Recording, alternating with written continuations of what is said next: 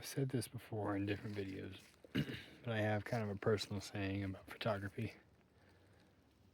The way that I do it is going places that people don't usually go when they don't usually go there. Then you don't have to rush.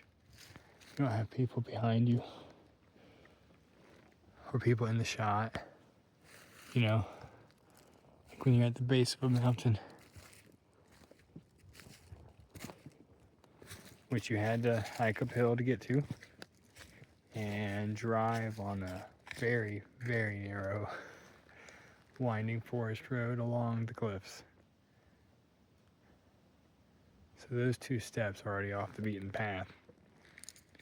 And when I turned down this road, it didn't say that this trailhead was at the end. It just said, forest road, and then it had a number.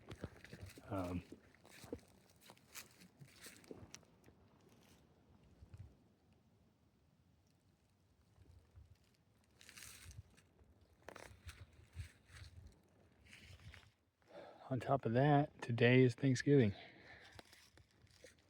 And it's about 2 or 3 in the afternoon. I imagine many people, are settling down to eat a big dinner right now.